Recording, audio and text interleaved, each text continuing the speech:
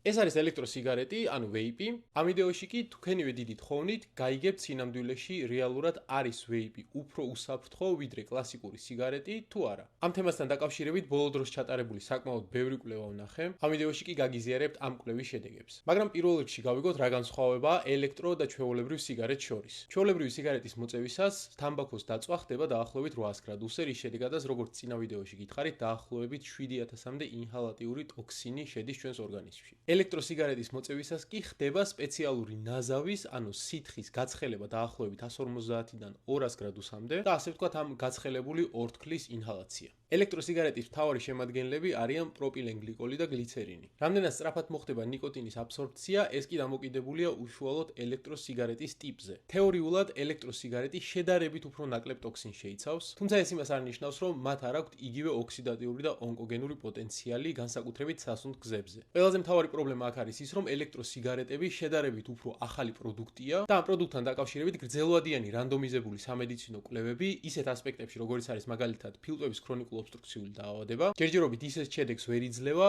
რომელზე დაყრდნობითაც რამე კონკრეტული რეკომენდაცია გაიცემოდა. თუმცა ერთი რაც დადგენილია კვლევებით არის ის, რომ ადამიანს, რომელსაც უნდა სიგარეტს თავი დაანებოს, ესეთ ადამიანებში ელექტროსიგარეტი უფრო მეტი ეფექტურობით გამოირჩევა, ვიდრე მაგალითად ნიკოტინის პატჩი ან საღეჭი რეზინი. და დაახლოებით ისეთი ეფექტურობა აქვს, როგორც მაგალითად მედიკამენტს, რომელიც ნიკოტინის ჩანაცვლებით თერაპიაში გამოიყენება. უმნიშვნელოვანესი აქ ის ფაქტი, რომ ელექტროსიგარეტის გრძელვადიანი შედეგი ჩვენს ორგანიზმზე ჯერჯერობით საერთოდ არ არის ცნობილი არც პროფესიონალებისთვის. ამიტომ ერთადერთი რამ რისთვისაც შეიძლება ელექტროსიგარეტი იყოს გამოყენებული, არის ის, რომ კლასიკურ თამბაქოს ადამიანმა თავი დაანებოს და ეს გარდამავალ პერიოდში გამოიყენოს და არა სრულად.